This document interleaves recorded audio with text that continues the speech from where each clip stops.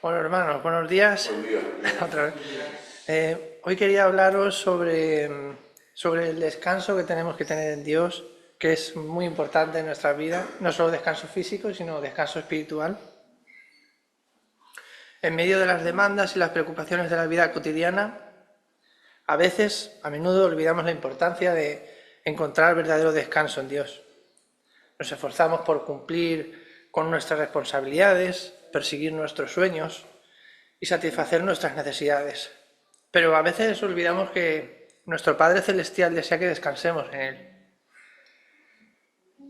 En el libro del Éxodo, Dios instruyó a su pueblo a guardar el día de reposo, que entonces era el sábado, como un tiempo dedicado al descanso y a la oración y a la adoración.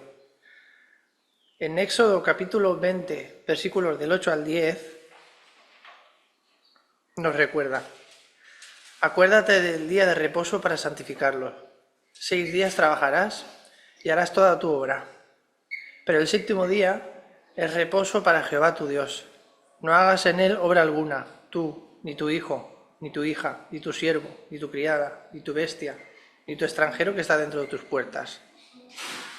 El Salmo 23 nos ofrece, en el capítulo 4, versículo 1, Salmo 23, en el capítulo 1, versículos del 1 al 4. Dice así, un hermoso... el salmista declara: Jehová es mi pastor, nada me faltará. En lugares de delicados pastos me hará descansar. Junto a aguas de reposo me pastoreará. Confortará mi alma, me guiará por sendas de justicia por amor de su nombre. Esto es un retrato del descanso de Dios, ¿no? Que nos está mostrando cómo es su descanso y cómo nos sentiríamos. Además, Jesús mismo también nos ofrece un llamado al descanso en Mateo, capítulo 11, versículos 28 y 29, que dice así: venid a mí todos los que estáis trabajados y cargados, y yo os haré descansar. Llevad mi yugo sobre vosotros, y aprended de mí, que soy manso y humilde de corazón, y hallaréis descanso para vuestras almas. En este mundo agitado y lleno de preocupaciones, es fácil caer en la trampa de la ansiedad y del estrés. Seguro que muchos nos habremos sentido así en alguna ocasión, ¿no? Por todas las situaciones que nos toca vivir. Sin embargo, pues Dios nos invita a confiar en Él y encontrar descanso en su presencia.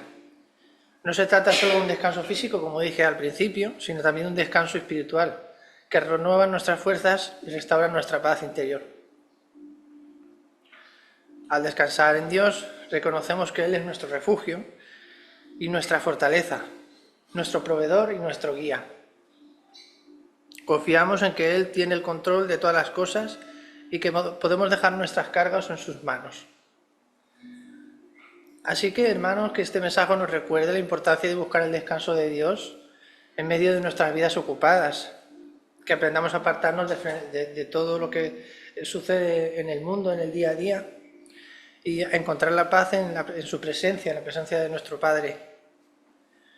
Que podamos descansar en Él, en su amor incondicional, y experimentar la plenitud de vida que Él tiene para nosotros. Vamos a orar para que podamos encontrar ese descanso que tanto necesitamos muchas veces. Señor, te pedimos que tú nos ayudes a encontrar ese descanso, Señor, en ti, que tú estés ahí para nosotros y nos quites toda carga, Señor, que podamos entregarte toda carga, todo peso que tengamos encima, Señor. Que tú nos ayudes, Señor, a deshacernos, a poder liberarnos, ¿no? en ciertos momentos, saber cuándo tenemos que dosificar, liberarnos de todas estas cosas, ¿no? Apartarnos un momento y orar a ti, Señor, y reunirnos contigo, y que tú nos ayudes a saber parar, ¿no? En ciertos momentos, Señor, y que tú nos puedas dar un descanso reparador, Señor. En tu nombre, Señor, en nombre de Jesucristo. Amén. Amén. Hasta hace un par de semanas no tenía pensado retomar algunos de los, digamos, un ciclo como hemos hecho con la cristología o como hemos hecho con la martiología o incluso pues el libro de Esther o el libro de la carta a los romanos, que también estuvimos viéndola de tapa a tapa. Pero hace como una semana y media Dios puso en mi corazón que pudiésemos abordar un poquito más en profundidad el libro de los Hechos, el libro de los Hechos de los Apóstoles, ¿no? Y bueno, y pues hoy he traído la introducción al libro de los Hechos de los Apóstoles. Vamos a tener unos cuantos domingos, le estoy pidiendo al Señor que me dé sabiduría para poder intentar hacer una especie de resumen en donde le podamos sacar el mayor jugo posible, el mayor jugo espiritual posible a este libro que es tan maravilloso, que habla acerca de lo que ocurrió después de que Jesús asciende y cómo la iglesia pues se desarrolla y va expandiéndose hasta cierto punto. Obviamente hay quien dice que el libro de los Hechos todavía sigue escribiéndose porque la iglesia sigue creciendo y sigue expandiéndose por todo el mundo, ¿no? El reto es intentar pues este libro que tiene partes donde se habla mucho de historia, donde se habla mucho del recorrido de Pablo, de lo que hizo Pedro, pues en la primera parte, por ejemplo, intentar pues que el libro sea, sacarle todo eso, el zumo, el jugo pues al libro para que podamos aprovecharlo y no quedarnos solamente con la parte doctrinal o con la parte histórica, ¿no? Y pues ahora vamos a comenzar a estudiar un poquito acerca del libro de los Hechos. Aprovecho para animaros para que puedas leerlo en casa, por lo menos comenzar a leerlo y ver lo que Dios quiere transmitirnos. Este es un libro que a veces se deja un poquito de lado porque es como historia, ¿no? En realidad muchas personas lo definen o lo aceptan como el Evangelio, el segundo Evangelio de Lucas, porque como ya veremos más adelante lo escribió Lucas, o el Evangelio del Espíritu Santo, también le suelen llamar, ¿no? Y lo dejan un poquito al lado porque cuando se ponen a leer, pues a veces hay mucha parte histórica y Pablo fue para acá y después aquí lo agarraron a pedrada y duró semanas aquí recuperándose, y es un poquito a veces gravoso de leer porque por la manera en cómo está escrito, pero en realidad es un libro maravilloso que sin el libro de los Hechos definitivamente el canon de las Escrituras estaría incompleto, porque tenemos un nexo maravilloso entre los evangelios y lo que ocurre hasta el día de hoy. Es el nacimiento de la iglesia, es lo que ocurrió al inicio con los cristianos. Vamos a ver a cristianos como hasta el día de hoy, hacen cosas maravillosas y también meten la pata como hasta el día de hoy. Pero de eso estamos hechos nosotros, los seres humanos. Yo siempre he pensado que esa falibilidad nuestra, esa propensión a cometer errores es lo que nos debería acercar más a Dios cada día, ¿no? Si fuésemos perfectos, ¿no? Pues, no me hace falta Dios, pues, perfecto, ¿no? Pero mientras más reconocemos nuestras fallas, nuestras limitaciones y nuestras falencias, pues más tenemos que apegarnos a la vid verdadera y nutrirnos de la savia del Señor Jesucristo, ¿no? Y eso es un poquito lo que vamos a comenzar a ver a partir de hoy, que hoy vamos a simplemente hacer una introducción muy sencilla y muy por encima, y ya el próximo domingo nos vamos a meter de lleno profundamente en el libro de los Hechos y vamos a aprender muchísimo, muchísimo de historia, de la primera parte de la historia de nuestros padres, la historia de la iglesia, cómo empezó todo. De eso se trata el libro de los Hechos, ¿no? Y pues como no podía ser de otra manera, pues comenzamos con el autor del libro de los Hechos. ¿Sabíais que el libro de los Hechos de los Apóstoles lo escribió Lucas, el mismo que escribió el tercer evangelio, el evangelio según San Lucas? ¿Quiénes no lo sabían eso? Yo lo sabía, por allá tampoco lo sabía. Bueno, el libro de los Hechos no está firmado por ninguna persona. En realidad, cuando tú lees, no es como algunas cartas de Pablo que dicen, yo, Pablo, apóstol de Jesucristo, con DNI, tal, tal, tal, tal, bien firmado, ¿no? El libro de los Hechos, no, ni tampoco, pues, el Evangelio de Lucas. Entonces allí nos encontramos con un problemita. Ni el Evangelio de Lucas, que es atribuido a Lucas, ni el Evangelio ni el libro de los Hechos, que es atribuido a Lucas, ninguno de los dos, pues, está firmado. Y para poder darle... certificar la autoría, tenemos que remontarnos, pues, irremediablemente, pues, a la tradición y al testimonio de los primeros padres de la iglesia. Y nos vamos a encontrar en el siglo II y en el siglo III, con personas relevantes, discípulos de los apóstoles, que comenzaron a expandir la iglesia, como por ejemplo Ireneo, Clemente de Alejandría, Tertuliano, Orígenes. Estos son padres de la iglesia que comenzaron, pues, son pilares, ¿no?, fundamentales de los primeros siglos de la historia de la iglesia. Ellos fueron, como les comentaba anteriormente, discípulos de los apóstoles, ¿no? Y ellos concluyeron de manera unánime, prácticamente, que el autor del libro de los Hechos era este señor Lucas. No solamente el libro de los Hechos, sino el tercer evangelio, que es el evangelio que todos conocemos como el Evangelio según San Lucas, ¿no? Según la tradición, ¿quién era Lucas? De Lucas tenemos, por lo menos historiadores que no sean cristianos, no tenemos mucha referencia, de hecho prácticamente ninguna referencia. Y tenemos que remontarnos otra vez a la tradición, ¿no?, a lo que en la iglesia en su momento, pues, se habló y pues fue pasando de generación en generación. Todo esto, pues, al no ser cotejado por diferentes historiadores, siempre queda, pues, un margen de especulación. Pero, según la tradición, Lucas era un gentil, no era un judío. Él había nacido en una región de Siria, llamada Antioquía. Eso está al norte de Israel, de Palestina, de la zona que nosotros conocemos hoy como el pueblo de Israel, como la región de Israel, ¿no?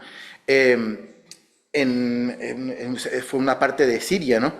De hecho, no sé si se recuerdan, el año pasado en las noticias hubo un terremoto muy fuerte en Antioquía, justo en Antioquía, en esa zona de donde se piensa que es que es Lucas, ¿no? Y pues se destruyeron muchísimos edificios, incluyendo edificios milenarios que probablemente conoció Lucas en su momento, ¿no? Fue un terremoto muy fuerte el año pasado. Lucas fue un médico, era doctor, eso sí lo atestigua la palabra. Pablo sí lo dice en su momento en la carta a los Colosenses. Entonces era un médico proveniente de la región de Antioquía, al norte de Siria.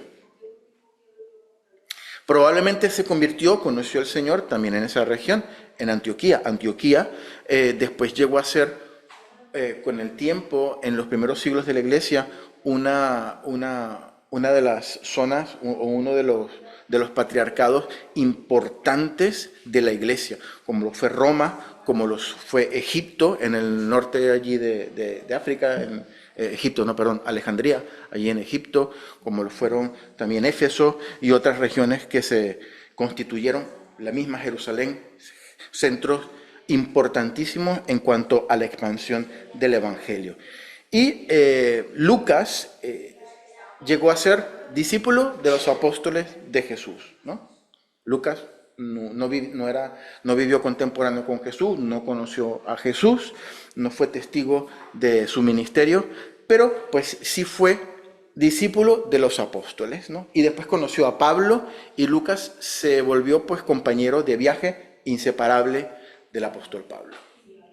Este es el Lucas que nosotros conocemos y el cual escribió el tercer evangelio y el libro de los Hechos, ¿no? Tanto el tercer evangelio, el evangelio de Lucas, como el libro de los Hechos, tenemos ciertas similitudes que hacen pensar que lo escribió la misma persona. Por eso muchos de los eruditos modernos están de acuerdo con los padres de la iglesia en que lo escribió Lucas. Y es que ambos tratados, ambos libros, el evangelio y el libro de los Hechos, Lucas se los dedica o se los escribe a una persona.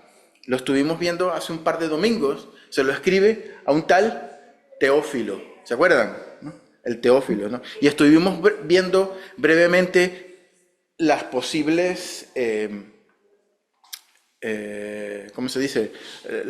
Las posibles candidaturas, ¿no? De quién era este Teófilo, ¿no?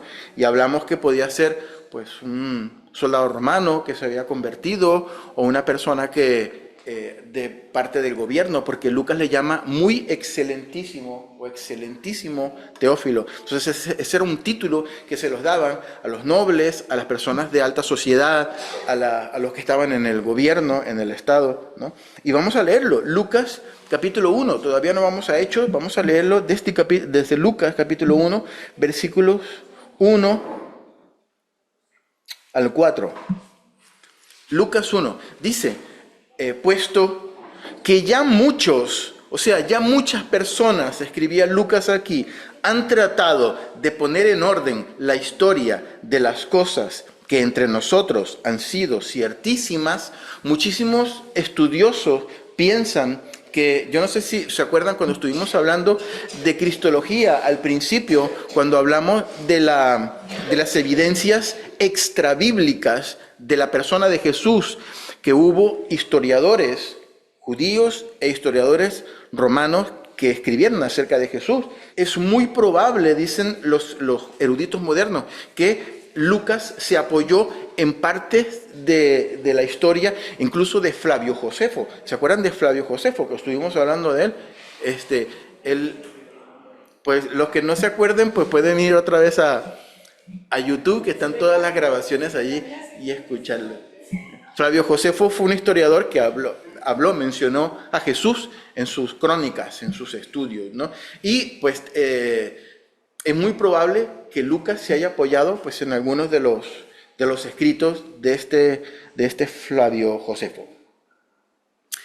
Él dice, puesto que ya muchos han tratado de poner en orden la historia de las cosas que entre nosotros han sido ciertísimas, versículo 2, tal como nos lo enseñaron los que desde el principio lo vieron con sus ojos. ¿Qué está diciendo aquí? A mí me lo enseñaron, ¿quién? Los que vieron las cosas que entre nosotros son ciertísimas, que lo vieron con sus ojos. ¿Quiénes lo vieron con sus ojos? Los apóstoles, los discípulos de Jesús. A Lucas, ¿quién se lo enseñó? Los que lo vieron con los ojos. Como nos lo enseñaron, dice Lucas, los que desde el principio lo vieron con sus ojos y fueron ministros de la palabra, aquí se está refiriendo a los apóstoles, y fueron ministros de la palabra, me ha parecido también a mí, yo no me quiero quedar por fuera, yo también quiero formar parte de ese grupo selecto de personas que quieren poner en orden las cosas que ocurrieron con Jesús. Me ha parecido a mí también bien, después de haber investigado con diligencia todas las cosas desde su origen, escribírtelas por orden, oh excelentísimo Teófilo. Aquí se ve que Lucas le está dirigiendo el evangelio a este señor Teófilo. ¿Para qué? Para que conozcas bien la verdad de las cosas en las cuales has sido instruidos. Seguramente este Teófilo conoció al Señor y Lucas estaba pendiente de él, ¿no? Estaba pendiente hasta el punto de dijo, mira lo que voy a hacer por ti, Teófilo. Voy a ponerme a investigar. Voy a irme con un papel y un lápiz allí por todas las regiones. Porque tú conociste a Jesús y se fue para la casa de Jairo. Tú eres Jairo. Sí, yo soy Jairo. Y a ti el Señor resucitó a tu hija, ¿verdad? Sí, van para que la veas. El Señor Jesús se puso aquí y después fuimos a la parte de atrás y oró por la niña y dijo que estaba durmiendo y todos se rieron. Y después vino y se puso encima y le dijo algo en el oído y la niña se levantó y todos estuvimos tan contentos y ahí estaba Lucas, y después ¿para dónde fue? No sé, pero se fue detrás de él y fue y buscó al otro, al vecino, y fue preguntando. Él era un médico, era un científico, entonces es muy probable que él haya seguido pues un método científico para poder escribir en orden todas las cosas, y él dijo, pues yo te las escribo para que tú conozcas bien la verdad de las cosas en que has sido instruido. Sí, a ti te han predicado el evangelio, ahora te voy a contar lo que pasó primero, lo que pasó segundo, lo que pasó tercero, lo que pasó cuarto, y vemos un evangelio, en el evangelio según San Lucas, un evangelio ordenado, un evangelio cronológico, un evangelio con un griego, escrito en griego también muy rico, con un griego muy elegante, propio de una persona estudiada, y de la misma manera tenemos a un libro de los Hechos con un griego parecido, con palabras parecidas, con modos parecidos, también muy elegante, y también dirigido a Teófilo, ¿no? Y también que dice, en el primer libro, Teófilo, yo te escribí acerca de las cosas, ahora te voy a seguir escribiendo de lo que pasó, lo veremos un poquito más adelante. Y vimos que Teófilo, habían unas teorías, un soldado romano de cierto rango que conoció al Señor Jesús, también otra teoría dice que Teófilo era el abogado del apóstol Pablo, cuando lo metían allí preso en donde quiera que iba, pues lo agarraba y lo metían preso, ¿no? Cuando estuve en Roma también. Teoría dice que fue un sumo sacerdote del templo en Jerusalén, aunque la mayoría de las personas dicen que Teófilo fue no fue un judío, fue un gentil, ¿no? Y así, pues hay unas otras teorías, ¿no? Pero es innegable que Teófilo era una persona importante. Le llaman "Oh excelentísimo Teófilo". Era un título que se le daba a las personas de la aristocracia, personas de la clase social alta o personalidades del gobierno. Y ahora sí vamos a leer Hechos capítulo 1. Hechos capítulo 1, versículo 1. Todo esto forma parte de la introducción de Hechos. Dice, en el primer tratado, oh Teófilo, y aquí ¿qué está haciendo referencia? Pues al Evangelio de Lucas. En el primer tratado, en el primer libro que yo te escribí, oh Teófilo, ¿te acuerdas? Que lo leíste, me dijiste que estaba muy interesante y todo eso. En el primer tratado hablé acerca de todas las cosas que Jesús comenzó a hacer y a enseñar. Era algo que Lucas no había vivido porque no había sido testigo presencial de eso, pero lo había investigado, lo puso en orden, como acabamos de leer, y ese fue el primer tratado. Versículo 2, hasta el día en que fue recibido arriba. Este es el final de lo que escribió Lucas. Después de haber dado mandamientos por el Espíritu Santo a los apóstoles que había escogido. Versículo 3, a quienes también, después de haber padecido, se presentó vivo con muchas pruebas indubitables, apareciéndoseles durante 40 días y hablándoles acerca del reino de Dios. Y estando juntos, les mandó que no se fueran de Jerusalén, sino que esperasen la promesa del Padre, la cual les dijo, oísteis de mí. Versículo 5, porque Juan ciertamente bautizó con agua, aquí está hablando de Juan el Bautista, mas vosotros seréis bautizados con el Espíritu Santo dentro de no muchos días, ¿no? Y aquí vemos a Teófilo siendo nexo, siendo como ese puente entre el Evangelio según San Lucas y el libro de los Hechos. ¿Por qué? Porque los dos tratados pues, van dirigidos precisamente a este Teófilo, ¿no? Pero no solamente vemos este nexo con Teófilo, sino también tenemos otros elementos, ¿no? Que por temas de tiempo pues no vamos a profundizar, pero si lo podemos mencionar por encima, lo que ya comentamos antes, la similitud del lenguaje y las formas de escribir que está en Lucas y en Hechos, pues son muy similares. Un griego muy bien escrito, muy elegante, muy bien utilizado, ¿no? Y también pues es notoria la conexión entre el final de Lucas, del Evangelio, y el inicio de Hechos, que es como si lo pegaras, como cuando ves una película que termina la primera parte y la segunda parte inicia donde terminó la primera parte, ¿no? Y dice, para que el espectador haga esa conexión, pues así funciona el Evangelio de Lucas y el inicio de Hechos, el fin de Lucas y el inicio de Hechos, ¿no? Lucas acompaña a Pablo en alguno de sus viajes misioneros, ¿no? Lo acompañó incluso hasta Roma. De hecho, en otras cartas de Pablo, que no vamos a mencionar porque son varias, Pablo menciona a Lucas. Le dice, pues el doctor Lucas que estaba conmigo en el viaje tal, y solamente nos acompañó Lucas, que era una persona que era inseparable para nosotros. Lo podemos leer en otras cartas. En la carta a los Colosenses, Pablo menciona, por ejemplo, a los Colosenses, le está escribiendo Pablo y le dice a Lucas, y le dice a los Colosenses, aquí está Lucas conmigo, y le manda saludos. Entonces vemos cómo Lucas acompañaba a Pablo en muchos de sus viajes misioneros. ¿Cuándo se publica la carta o el tratado o el libro de los Hechos de los Apóstoles, ¿no? Se piensa que hay una ventana de escritura muy amplia en cuanto a la fecha de publicación. Algunos hablan desde el año 62 después de Cristo, incluso hasta el año 96 después de Cristo, en que se publica. O sea, esos son 30 años, más o menos, de ventana de margen. O sea, es bastante, ¿no? Pero la mayoría de los eruditos creen que la carta fue escrita entre el año 62, o este libro fue escrito entre el año 62 y 63 después de Cristo.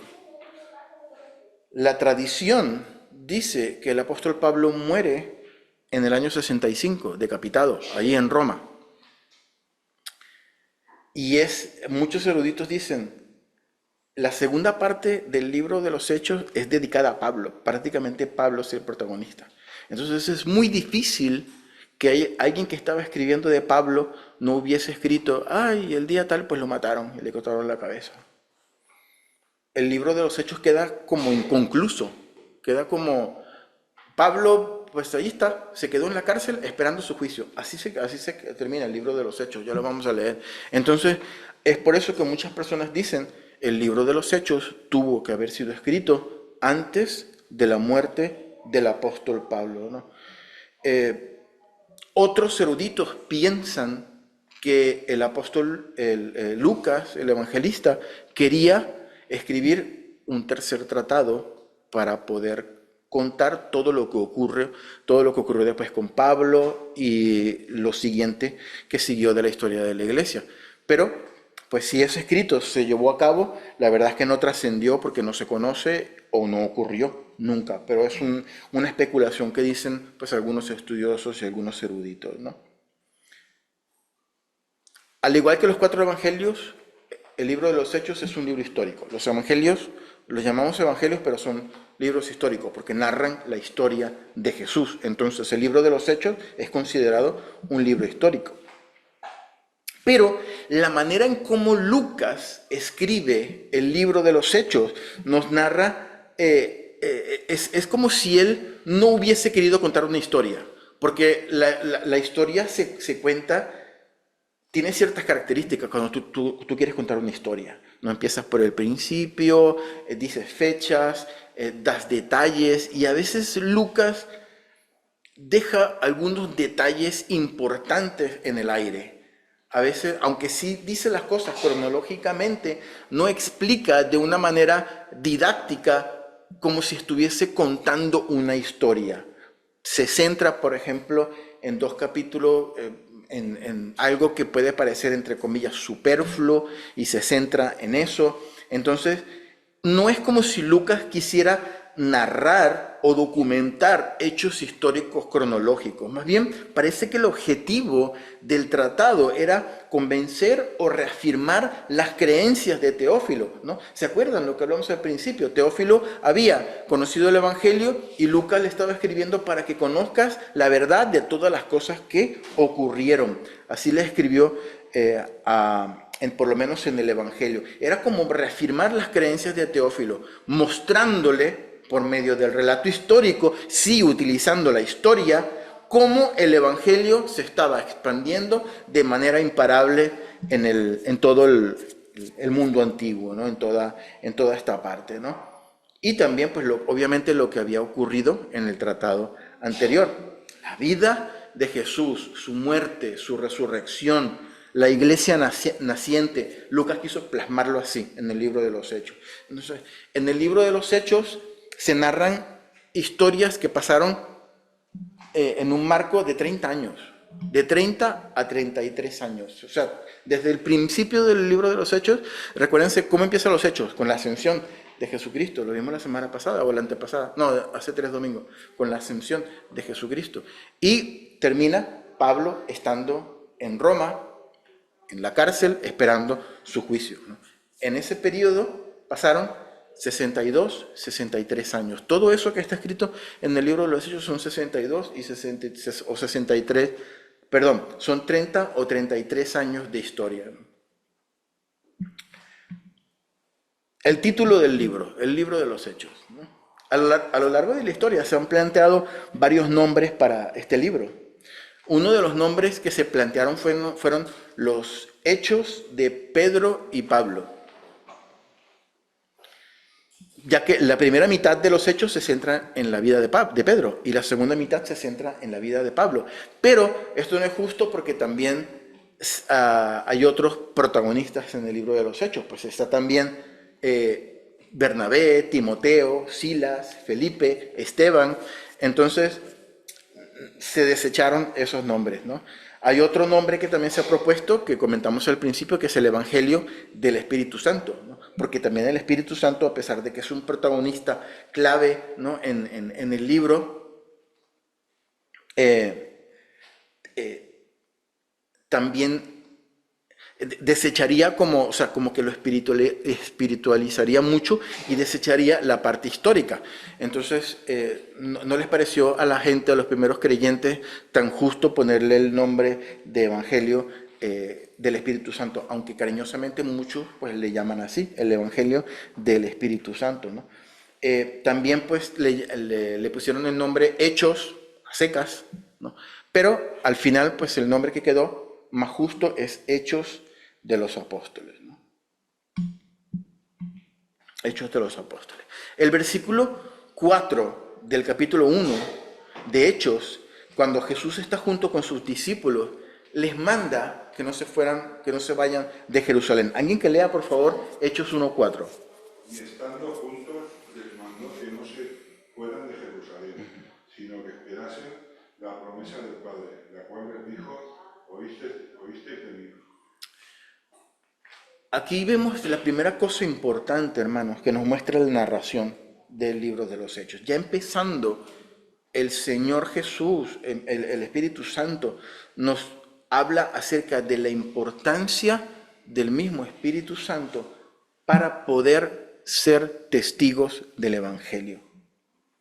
Si hay una cosa que los discípulos y los apóstoles tenían, los que estaban ahí reunidos, es que habían sido testigos de todo lo que había vivido Jesús, ¿no? Ellos habían sido testigos del inicio del ministerio, cuando Jesús los llamó, cuando llamó a Simón, cuando llamó a Juan, a su hermano Jacobo, cuando comenzaron a seguir a Jesús, cuando se encontró con Mateo allí recaudando impuestos, cuando hizo sus milagros, cuando lo prendieron, cuando estuvo con ellos en la cena, cuando lo prendieron, cuando lo llevaron a la cruz, cuando lo crucificaron, cuando resucitó. Todos ellos habían sido testigos oculares de Jesús, ¿no?, de la muerte, de la resurrección. Pero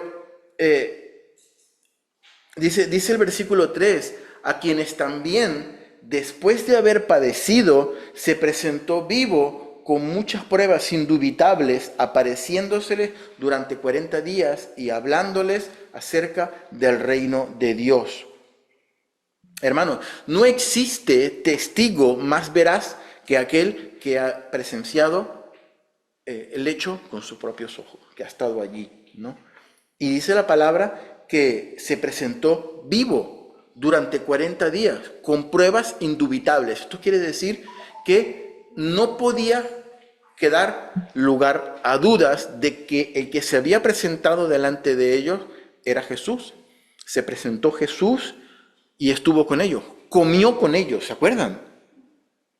Le metieron la mano en las heridas, ¿no? Lo tocaron, comieron con él, estuvo con él, estuvieron interactuando con él. No era un fantasma, no era una vocación, no era, qué sé yo, como dicen los testigos de Jehová, un espíritu que había resucitado. Eso dicen los testigos de Jehová. No era un relato producto de las alucinaciones, de ese deseo profundo que tenían que el maestro estuviese otra vez con ellos. No era algo que escribieron para que se quedara allí, para que la gente crea que lo que dijo Jesús se había cumplido. No, fue Jesús mismo que estuvo con ellos interactuando, comiendo, tocándolos, estando con ellos, ¿no? Y dice, después de haber padecido, refiriéndose al padecimiento de la cruz y de su pasión, estuvo con ellos, habló con ellos, tuvo contacto físico con ellos, comió con ellos, y cuando estaba con ellos, dice la palabra, ¿qué hizo? Habló del reino de Dios, estuvo hablando con ellos acerca del reino de Dios, ¿no? Yo no sé tantas cosas, imagínate las cosas que les habrá transmitido Jesús en ese momento.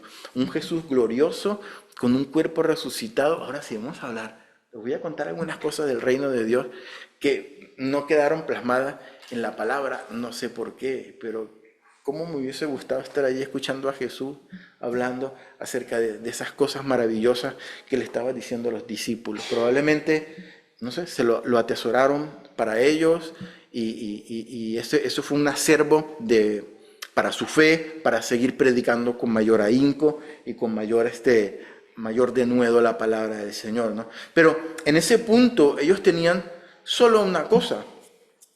Cuando Jesús se va y asciende al cielo, a ellos les queda solo una cosa, pues las enseñanzas de Jesús, lo que Jesús les habló y en general la experiencia de haber convivido con Jesús 3 años, ¿no? Con el Maestro y el testimonio pues, de la resurrección. Ellos, lo hemos comentado anteriormente, si cuando ascendió Jesús, uno de ellos hubiese bajado allí a Jerusalén y hubiese dicho, mira, estaba con el Maestro y ascendió al cielo y salió volando y una nube lo cogió y se fue y tal, ¿quién le hubiese creído?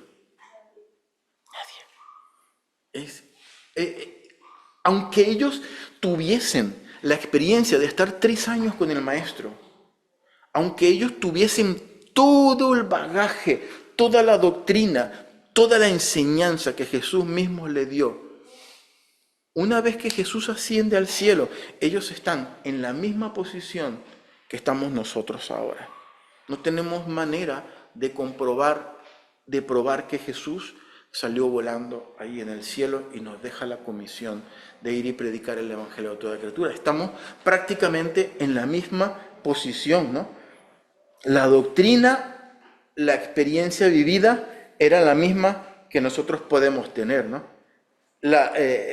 Son 2 cosas importantes, la doctrina y la experiencia, pero son incompletas para ser un testigo de Jesús, porque aún faltaba lo que le pondría el sello de autoridad a lo aprendido y a lo vivido, a la doctrina y a la práctica, a la experiencia, la promesa del Espíritu Santo de Dios. Y allí es donde comienza todo, donde comienza el libro de los Hechos, ¿no? Nosotros, hermanos, podemos saber muchísima teología. Podemos llegar a aprenderlo. Lo que hace falta es leer muchos libros y estudiar. Todos los podemos hacer, ¿no? Podemos tener muchísimo conocimiento de historia de la iglesia, de doctrina, de Biblia, de escritos y de testimonios de los primeros padres de la iglesia, de filosofía, de muchísimas cosas, ¿no? Y podemos también tener mucha experiencia viviendo la vida cristiana, ¿no? Podemos ser cristianos desde hace muchos años, haber conocido muchísimas iglesias, haber conocido muchísimos pastores, muchísimos hermanos, iglesias en diferentes partes del mundo, distintas denominaciones, distintas enseñanzas de iglesia, ¿no? Todo eso lo podemos vivir, toda esa es la experiencia y la doctrina que nosotros podemos tener. Pero todo eso, aunque está muy bien, todo ese conocimiento que podemos adquirir a través de la lectura, a través del estudio, todo eso está muy bien, pero nos encontramos en la misma posición de los apóstoles y de los discípulos allí en esa montaña cuando Jesús se va. Todo eso, toda esa sabiduría que podemos tener, ese conocimiento y esa experiencia que podemos tener de haber vivido, 40 años metidos dentro de una iglesia, se quedan en nada si no tenemos el sello y la certificación del Espíritu Santo. Y a nosotros se nos devuelven esas palabras que le dijo Jesús a los apóstoles: no se vayan de Jerusalén, porque sí, ustedes han escuchado mi enseñanza, sí, han visto los milagros que yo he hecho, sí, han visto lo que yo he hablado del reino de los cielos, sí, me han visto a mí volando, resucitando, sí, pero no se vayan, porque les falta lo más importante para poder testificar, que es el sello del Espíritu Santo. en las vidas de cada uno de ustedes, ¿no? Y el Espíritu Santo, hermanos, no es una promesa para unos cuantos, no es una promesa para los apóstoles, para los pastores, para los maestros, para los profetas, para los evangelistas. El Espíritu Santo fue una promesa de Dios para toda la iglesia, para todos nosotros, para que seamos testigos del Evangelio de Jesús. En nuestro caso, hermanos, nosotros no fuimos testigos oculares de la resurrección de Cristo, ¿no? No vivimos en esa época, no estuvimos con Él, no comimos con Él, no le tocamos, no le metimos el dedo allí en la llaga, no estuvimos con Él, ¿no? Pero tenemos el testimonio de las Escrituras, ¿no? La experiencia personal también la tenemos, que es una cosa única y es intransferible, todo lo que nosotros hemos vivido como creyentes, ¿no? En nuestro caminar con Cristo. Pero si hemos creído, hermanos, por la fe en el Mesías, nos hemos arrepentido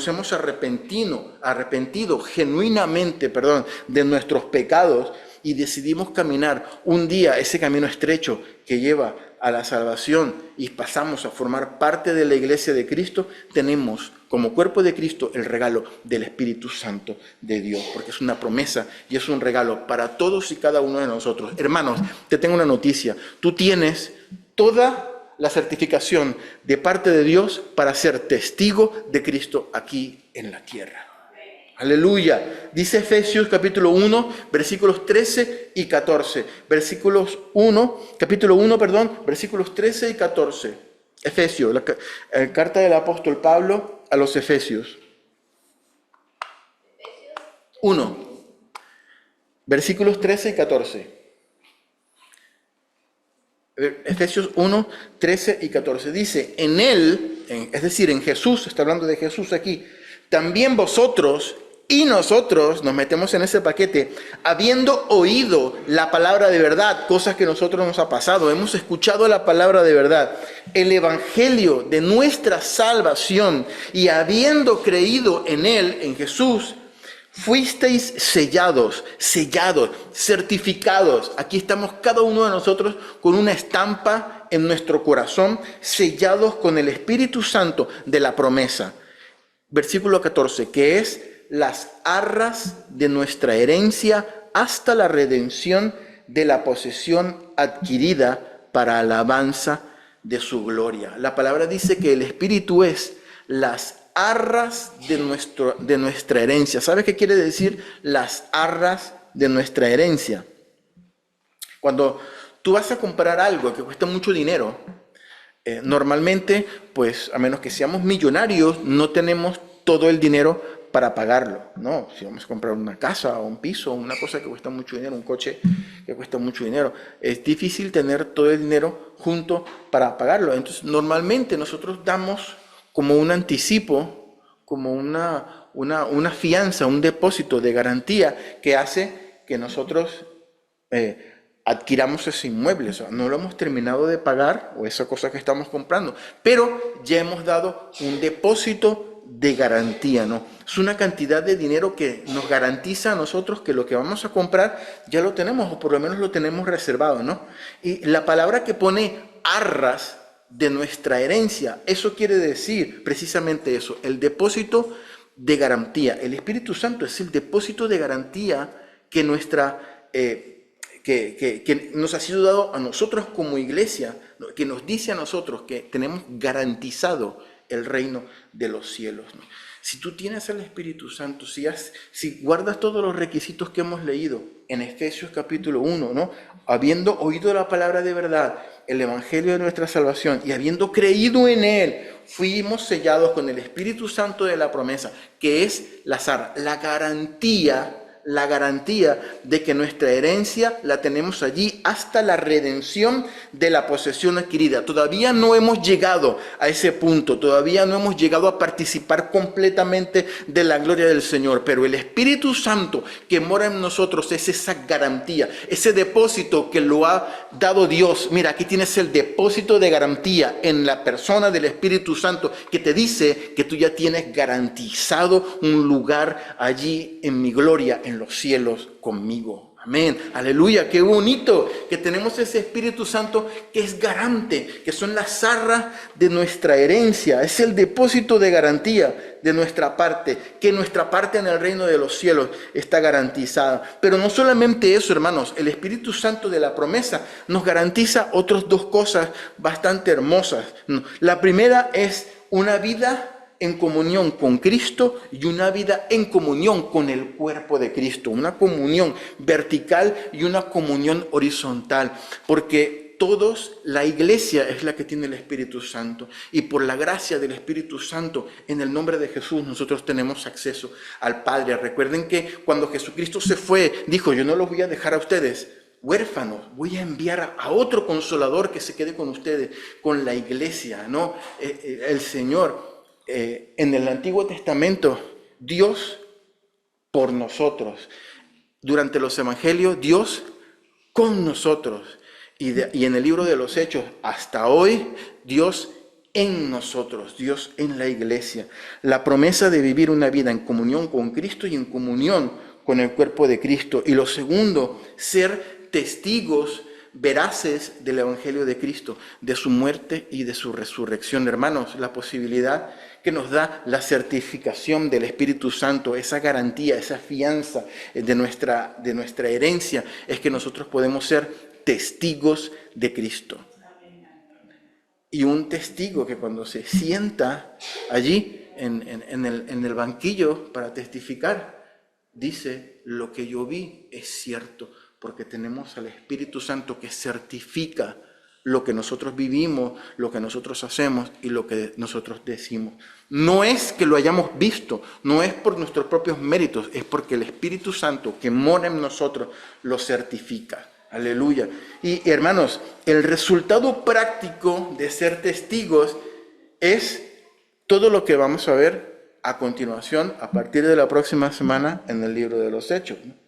Personas tocadas por el poder del Evangelio, vidas transformadas, el Evangelio expandiéndose, pecadores arrepentidos por el poder del Evangelio, gracias al testimonio dirigido, asistido y certificado del Espíritu Santo que mora en la iglesia, la garantía de nuestra herencia. Amén. Entonces te invito, hermanos, que de corazón esta semana puedas leer el libro de los Hechos, o comenzar a leerlos por lo menos, que nos queda una aventura maravillosa de aprender tantísimo de la historia de la iglesia y de los primeros pasos de nuestros antepasados y nuestros padres. Amén. Que el Señor les bendiga. Vamos a orar. Señor, gracias por tu palabra. Te pedimos, Señor mi Dios, que tú nos ayudes a enamorarnos más cada día de tu palabra.